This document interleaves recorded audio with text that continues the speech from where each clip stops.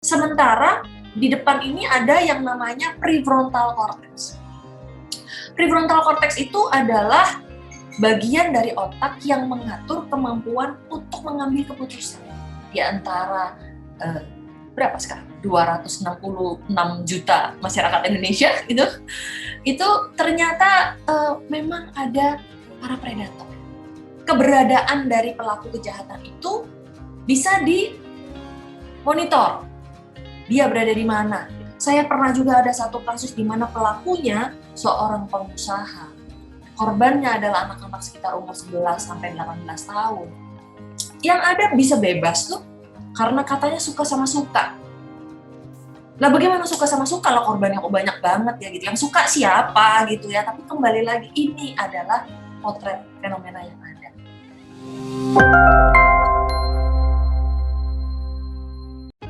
Setiap hari kita dipenuhi oleh tugas-tugas pengambilan keputusan. Dari kemarin saya memutuskan saya mau tampil atau bekerja sama dengan Rubah Kebudayaan Nusantara, ya. Karena topiknya menarik. Tadi pagi saya pindahin dong ke jam 11 biar waktunya bisa lebih panjang dibandingin nanti jam 5 saya lari-lari lebih enak ya sekarang. Ternyata kita berjodoh gitu ya. Oke, bisa jam 11. Lalu saya tanya lagi, Rumah Kebudayaan, wah ini bagus nih, saya semakin bersemangat. Itu kan keputusan-keputusan saya tiap hari, termasuk di dalamnya saya mengambil keputusan, hari ini saya mau pakai baju putih, hari ini saya mau dilepas, rambutnya nggak mau dikuncir, hari ini saya mau ini, ada rencana-rencana, ada pengambilan keputusan, termasuk di dalamnya adalah pengambilan keputusan. Hari ini saya mau memperkosa anak sebelah. Hari ini kelihatannya dia. Nah, ada yang niat, ada yang tidak niat. Jadi kalau dari kejahatan itu yang bisa dilihat adalah dengan perencanaan atau tidak dengan perencanaan. Ya, jadi ada yang bahkan dalam bentuk kejahatan itu begitu kejitnya, ya, dilakukan terhadap anggota keluarga, terhadap teman, dilakukan beramai-ramai, dan sudah diperkosa masih dibunuh pula anaknya, ya, atau orangnya, gitu. Jadi ini adalah sebuah keputusan-keputusan yang tadi seperti saya sebutkan tidak serta-merta, tidak secara otomatis, tidak harus seseorang itu punya gangguan penyimpangan seksual. Nah, yang menjadi permasalahan adalah bahwa dari sekian banyak kasus kekerasan, saya teringat satu kasus. Ya. Mas ingat nggak itu tahun 2012? Itu adalah pertama dan terakhir kalinya saya mau jalan di Bundaran HI. Biasanya saya nggak mau, saya tidak suka kegiatan-kegiatan yang sifatnya hanya protokoler atau mungkin seremonial gitu. Tapi kali itu saya mau berjalan di Hotel Indonesia untuk kasus yang namanya RI, seorang anak perempuan sekitar usia 11 tahun yang dibawa ke rumah sakit dan ditemukan ternyata yang bersangkutan adalah korban kejahatan seksual. Nah, lalu ternyata kondisi itu sangat parahnya yang membuat korban hanya dirawat kurang lebih mungkin sekitar seminggu atau 10 hari, bahkan mungkin kurang gitu ya, sempat demam tinggi gitu ya, kondisi fisiknya pun hancur habis-habisan gitu. Ternyata itu pelakunya adalah keluarganya, yang ternyata ada 3 orang di dalam keluarga gitu ya. Ya mungkin dari kalau nggak salah ayahnya, kakaknya, tiri atau tidak saya kurang ingat ya, saya udah lupa 2012. Tapi begitu memprihatinkan kasus tersebut, gitu, sehingga saya mau berjalan untuk mengumandangkan, ayo Indonesia darurat kejahatan seksual, bukan cuma kekerasan seksual, tapi kejahatan seksual. Nah, lalu mari lindungi anak dan perempuan. Mengapa? Karena kalau tidak dilindungi anak-anak kita, anak-anak Indonesia ini adalah masa depan bangsa. Kalau tidak dilindungi bisa habis kita, gitu ya. Walaupun memang jumlah rakyat kita banyak sekali, gitu. Tetapi dengan kualitas yang segitu banyaknya, gitu ya, yang menjadi korban kejahatan seksual, ini kan bisa menjadi bermasalah. Dan yang menjadi masalah utama adalah ketika seseorang mengalami kejahatan seksual di masa kecil, besar kemungkinan nanti ketika dia dewasa, dia juga akan menjadi pelaku loh. Ya, jadi banyak kasus-kasus yang ternyata kecilnya juga mengalami pengalaman-pengalaman yang tidak menyenangkan, yang tidak ditangani, tidak diketahui, dan akhirnya kemudian berpengaruh ketika mereka menjadi korban kejahatan seksual. Ini saja sudah merusak masa depan anak tersebut sampai waktu yang panjang.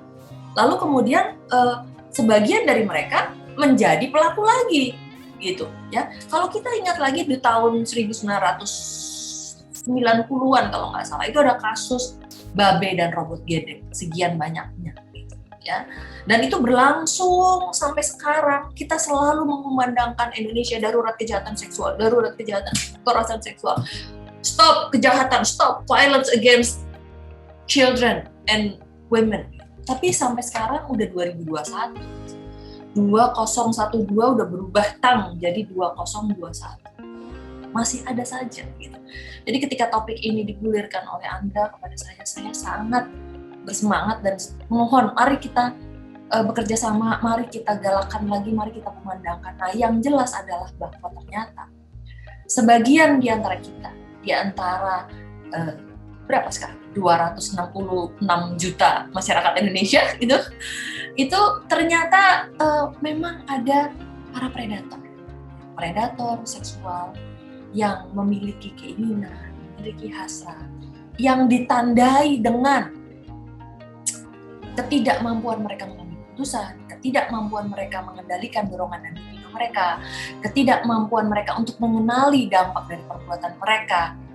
Bukan tidak sadar, tapi tidak mampu merencanakan. Artinya dia tidak tahu bahwa nanti akan ada konsekuensi dari perbuatannya tersebut. Pada saat itu kejadian, dia hanya berpikir, dibutakan oleh hasratnya, libidonya, nafsunya, sampai kemudian dia mengabaikan konsekuensi-konsekuensi, baik konsekuensi hukum maupun moral, agama, dan sosial, begitu ya. Nah, jadi bagaimana sebagian dari kita tadi, sekali lagi, para pelaku itu adalah juga pernah menjadi anak di masa kecilnya. Dan bagaimana dia tumbuh dan berkembang dari dalam keluarga, makannya apa, nontonnya apa, belajarnya apa, nilai-nilai moral yang diajarkan. Nah, ini yang kemudian akhirnya membentuk karakter kepribadian. Dia bisa menjadi predator itu tadi. Nah, lalu kemudian sistem hukum kita. Saya ingin bicara tentang sistem hukum. Kebetulan saya pernah membuat semacam survei di Indonesia ini. Bagaimana pendapat orang-orang masyarakat Indonesia terhadap penanganan kekerasan seksual atau kejahatan seksual di Indonesia. Nah, ternyata hasilnya masih sangat memprihatinkan. Artinya ternyata hukum kita tidak cukup kuat.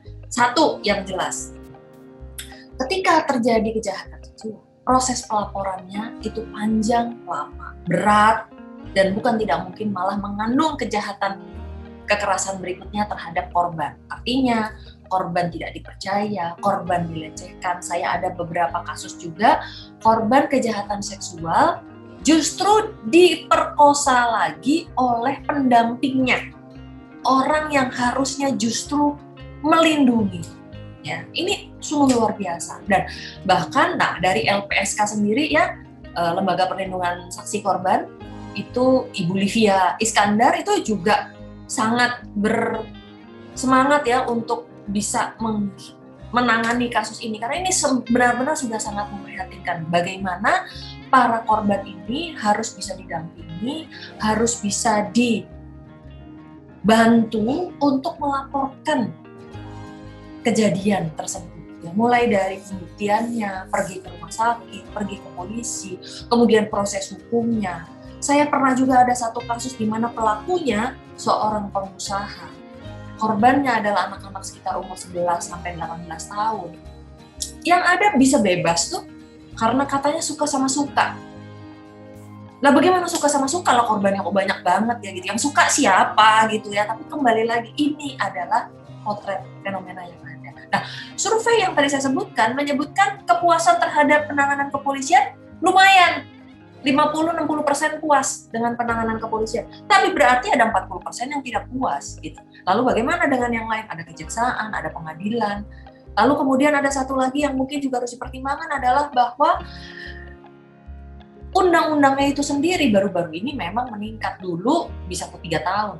Sekarang bisa lebih, apalagi kalau ternyata terjadi berulang atau terjadi terhadap anggota keluarga. Hukumnya sudah menjadi lebih baik gitu. Lalu tata acara pidananya juga mungkin harus ditingkatkan gitu ya. Kemudian tokoh-tokoh yang terlibat juga harus dilibatkan. Pemeriksa-pemeriksa yang dilibatkan juga harus pandai. Kemudian intervensi. Nah, ini juga masalah. Intervensi terhadap korban ternyata masih sangat terbatas. Jadi korban ini paling cuma dapat berapa lama gitu ya. Itu pun akhirnya harus atas biaya sendiri. Lalu kemudian setelah itu dia tidak bisa mendapatkan lagi, tidak bisa mengklaim intervensi bantuan terapis untuk dirinya. Nah, kemudian pelaku. Ketika pelaku kemudian dihukum dan kemudian bebas, bisa dibayangkan seorang laki-laki atau seorang individu deh, saya nggak katakan laki-laki juga karena ada juga pelaku perempuan ya, walaupun banyak laki-laki.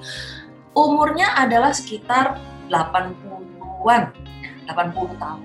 Nah, seandainya ternyata hukuman itu ada let's say 3-4 tahun sampai 5 tahun barangkali ya, 5 tahun atau paling lama mungkin 10 tahun misalnya. Nah, kalau dia mulai melakukannya dari umur 20, hukumannya cuma 10 tahun, dia bisa melakukannya berapa? 5 sampai 5 kali bisa saja dia melakukan itu, bebas kemudian. Nah, kalau di luar negeri ada undang-undang yang apabila ternyata seorang pelaku kejahatan dibebaskan, itu korbannya harus diberitahu. Korbannya sendiri juga harus diamankan, mungkin ada di identitas baru, ada ditempatkan di kota yang lain gitu ya. Pokoknya jangan sampai si pelaku itu datang lagi atau bahkan ketika dia dibebaskan itu saja udah menimbulkan perasaan yang tidak nyaman untuk si korban. Nah, di beberapa negara bahkan sudah diterapkan untuk menggunakan semacam tag atau lock gitu ya di kaki yang keberadaan dari pelaku kejahatan itu bisa dimonitor. Dia berada di mana. Apalagi kalau dia ternyata sudah mulai mendekati lokasi korban, itu bunyi tuh, tidut gitu ya. Nah, ada lagi dulu pernah saya juga mohon dengan sangat, waktu itu pada saat itu masih Pak Presiden Pak SBY. Pak, mohon untuk semua pelaku kejahatan seksual itu dibuatlah semacam database pakai fingerprint supaya kita tahu apakah kalau kita mau merekrut orang, apa kita mau merekrut mungkin ada supir, ada pembantu, ada staf, ada segala macam, kita kirim dia ada riwayat nggak? Kalau ada riwayat ya jangan diterima untuk deket-deket anak. Nah, tapi permasalahannya adalah nanti hak asasi manusia dan lain-lainnya mungkin. Tapi hak asasinya korban nggak dipikirin nih, gitu. Jadi masih banyak PR yang harus kita lakukan. Nah, tetapi tentu saja yang jelas adalah bahwa kita tidak akan pernah berhenti, tentu saja mengumandangkan hal ini ya.